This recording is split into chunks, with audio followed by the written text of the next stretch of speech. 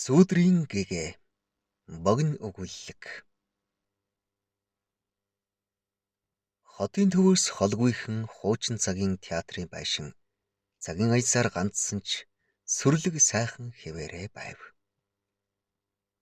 Өвлийн сэрүүн салхинд түүний үүдэнд хурж ирсэн өндөр нуруутай, үсэндээ буурал сортой, малгайгаа хүмүн зогсох эрийг хинч анзаарч харсангүй. Харин тэр энэ ягаан байшинд бүхий л залуу насаа үлдээж зүрх сэтгэлийн хүнээс энэ л тайзан дээр эрч хүчээр дүүрэн эргэлдэн бүжгэлж байснаа дурсан бодж байв. Түүнийг мөн хэрдэн гэдэг. Өдгөө 52 настай тэтгүртэй гарсан бүжигчин. Нэгэн цагт тэр Монголын орчин үеийн бүжгийн урлагийн хамгийн эртээ зоригтой авьяас мөрөөдлөөр жигвэрлсэн одон байлаа. Гэвч нэгэн тоглолтын үеэр хүнд бэртэж амьдрал мөрөөдөл нь тэр дороо оронгороо эргэсэн юм. Чи дахиж бүжгэлж чадахгүй гэж эмчийг хэлэхэд тэр шүнжин тайзны арын бүжгийн бэлтгэлийн өрөөнд толны өмнө уйлж хонсон. Маргааш өглөө нь хэнд ч хэлэлгүй театраас гараад явчихсан билээ. Тэр өдрөөс хойш тэр дахиж бүжиглээгүй, театртаач ирээгүй. Цаг хугацаа эргэн иргсээр залуу насных нь гэрэл мэт гялалцсан тэр өдрүүд сэтгэлд нь сэрж байлаа. Тайзны ард өөрийн гарахыг хүлээн бэлэн зогсох мөн хэрдний зүрх яг л анх тайзан дээр гарахад хэрхэн хурдан сохилж байсан шиг тоглолт бүрийн өмнө үргэлж ийн догдолдгороо догдолж хөлийн улан хүртэл цохилох мэт мэдрэгдэхэд хуучны модон шал тэрхэн тэндээ нүргэлж зөөлхөн чимээлж байв. Гэнт чихэнд хоногшиж хэмнэл бүрэн арсанд сонсогддог болсон танил нэгэн аяз зөөлөн цуурайтж эхэллээ. Тэр хөгжмийн анхны хөнгөн чимээ зүрхнийх нь гүн рүү нэвтлэн хүрэхэд нүдэнд нь тод дүр зургууд урсан гарч ирэв. Тайз гэрэлтэж хөшиг сөхөгдөх тэрхэн агшинд түүнд нэг л тийм жингүйтсэн үгээр илэрхийлэмгүй ёр бусын мэдрэмжийг мэдэрдэг байснаа саналаа. Жалам хар хэмээх эрэгтэй бүжигчдийн эрч хүч ур чадварыг бүрнээ харуулж чаддаг гайхалтай энэ бүжиг эхлэхээс өмнөх тэр хэсэгхэн зуурын нам гүн байдал яг л уулын оройд ирэх гүн амьсгал шиг орчлон тэр жигээрээ амьсгаа даран чагнах мэт болдог байв. Гэтэл дотор нь эрч хүч цалгилж бие махбод нь өөрийн эрэхгүй хөдлөнө.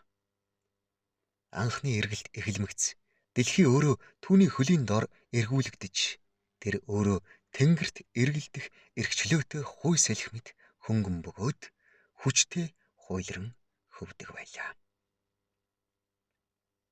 Эргэх бүрийд хар турган дээлийн хормоо намилзан дэрвэж хөл нь газарт шүргэх шиг атлан агаарт нисэж гарын хөдөлгөөн нь хурцсан бичлэг шиг жирэлзэнэ.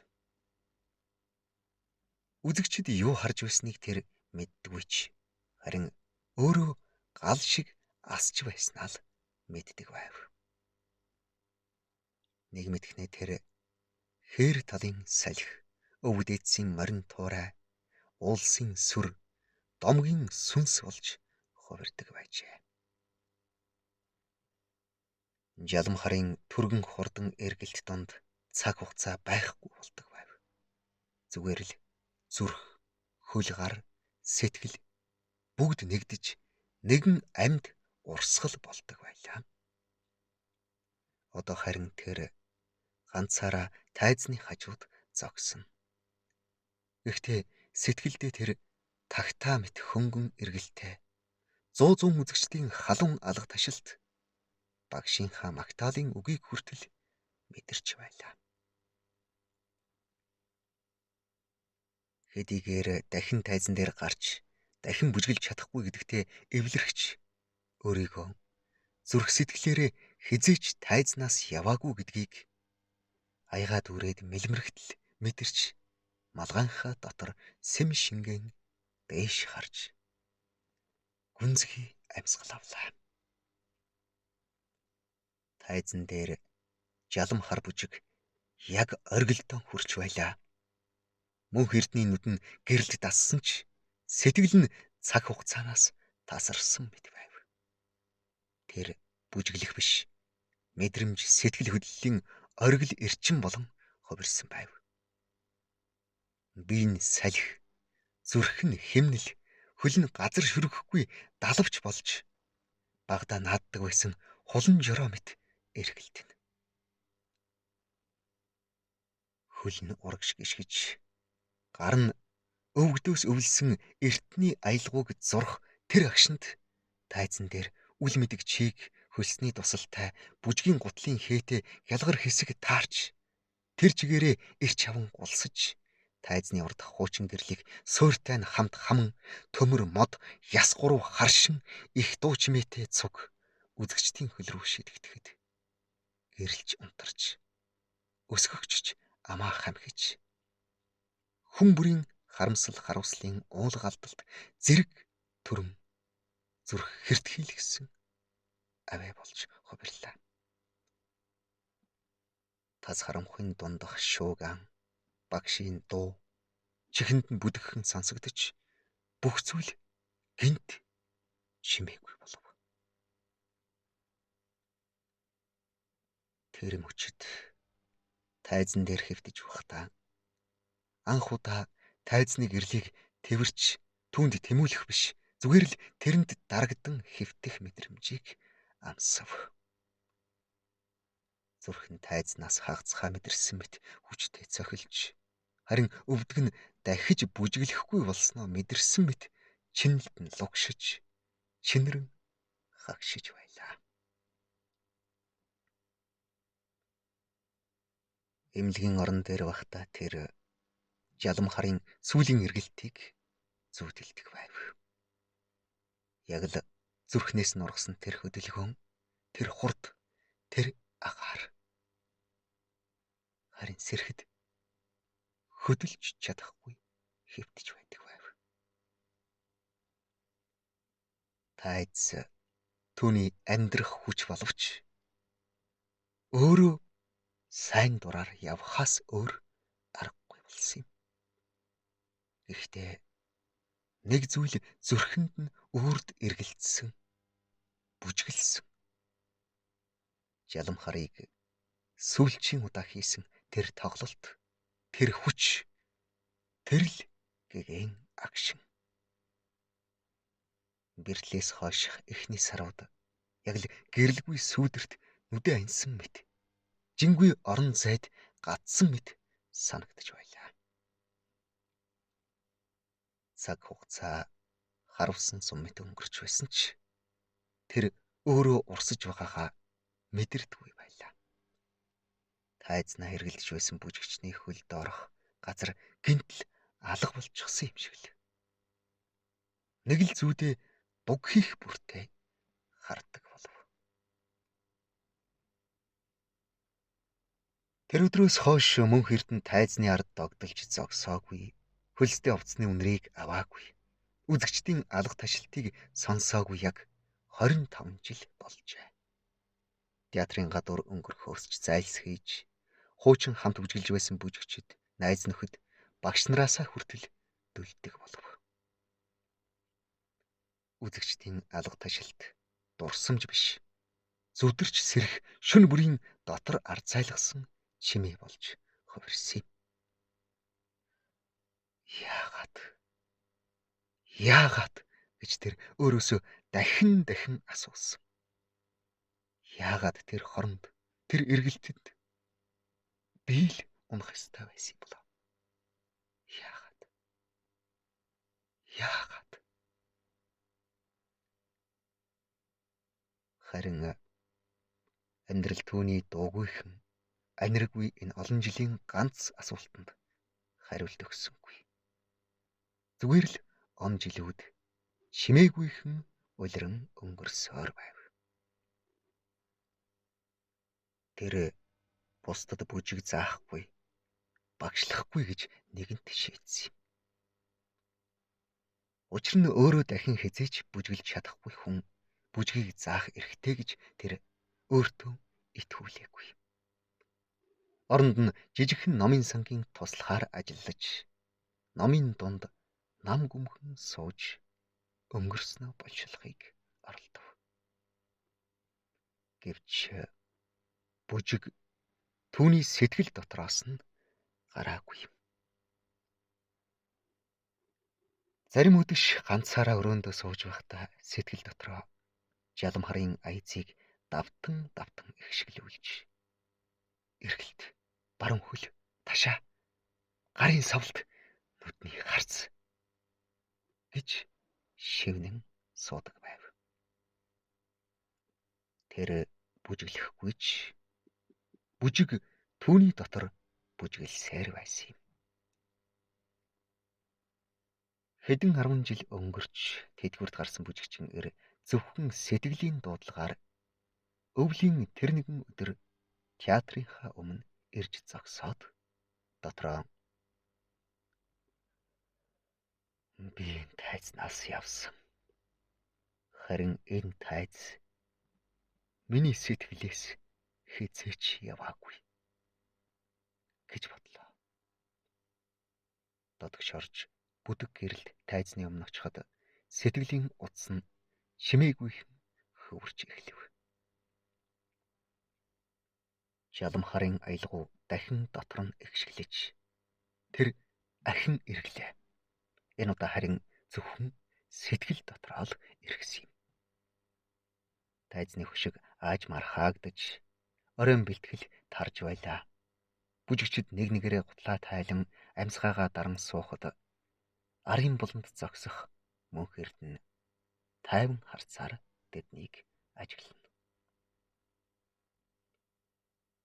Тэдэнд шүүмж бус зандрал биш, харин хөлгөөнө мэдрэх, бүжиг дотроо амьдрах ухаан өвлүүлэхийг зорддог байв. Түүний өг бүрт, гурууны хөдөлгөөн бүрт багш нь л байсан юм. Аль эрт тэнгэрт одсон бүжиглэх ур чадвараас гадна амьдралын ухаан заасан мэргэжлийн багш цогт нь өөрийнх нь дүрээр тайзны клюсны ард зогсоо мэт бодогдлоо. Цогт багш нь түүнд бүжиг заахдаа хизээч чанга дуугардгүй, хизээч буруу гэж шууд хэлдэггүй байжээ. Харин дахиад нэг удаа хий, дахин нэг оролдоод үз. Гэхдээ яг ингэж гээд тайлбарлан хэлээд зөөлөн инээмсэглэдэг байв. Тэр инээмсэглэлийг мөнх эрдэнэ одоо өөрийн инээмсэглэлдээ шингээжээ. Нэг өдөр нэг шавн түүнээс ингэж асуулаа. Багшаа, та бүжгэлж чадахгүй болсон байж яагаад бүжгийн багш болсон юм бэ? Гэхэд мөнх эрдэнэ багш инээмсэглээд тайзан дээр л бүжгэлдэг хүн болоо зүгээр л байтгал нэг бүжигчин. Харин зүрхэндээ бүжгэлж чаддаг хүн л жинхэнэ урлагийг өөртөө тээж түгээдэг юм. Би одоо зүгээр нэг хөдөлгөөн зааж байгаа юм биш. Би хүнд унахгүй байх чадал, унсан ч эргээд босох итгэлийг зааж байгаа гэж хэлжээ. Мөн тэр хөөхтүүдтэй бүжиг бол мэдрэмж. Чи гунигтай байсан ч түүндээ үнэнч байх юм бол үзэгч чиний гунигийг ойлгоно. Харин чи үнэнч биш бол ганц ч алга ташихгүй. Үзэгчид чиний зүрх сэтгэлийг шууд мэдэрдэг юм гэж сургадаг байлаа.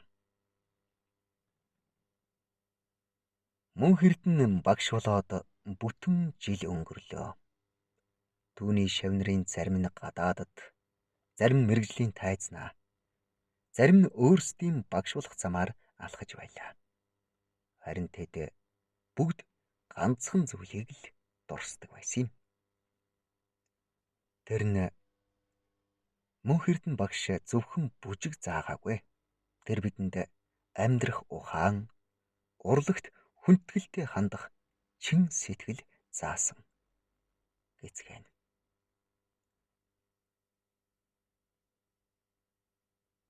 Мөнх эрдэнэ багшийн бие чилээрхэж алхахтаа хүртэл бэрхтээ болсон ч тэр театртаа ирэхгүй байж чадахгүй л байлаа.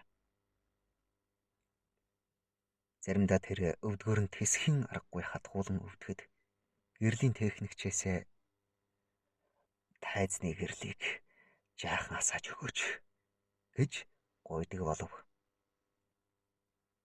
Яагаад гэвэл гялалзаж явсан од байхдаа багшийнхаа ямар их ухаан өвлүүлснийг анзаардгүй явснаа сүүдэрт очоод мэдсэн болохоор өөрөө шавнартаа гэрэл болж тэднийхээ нүдний очсыг асааж өгч чадж гэмээн бүжигчин хүн улам тод гэрэлтэх юм гэж ярих дуртай болжээ.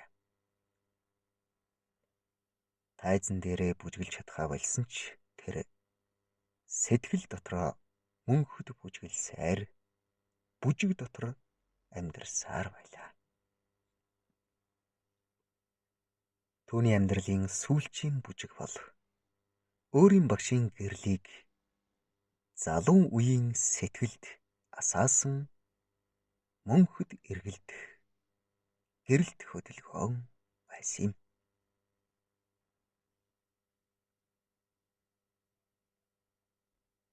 2025 оны 6 дугаар сарын 26 Завхан аймаг Хуляастай хот.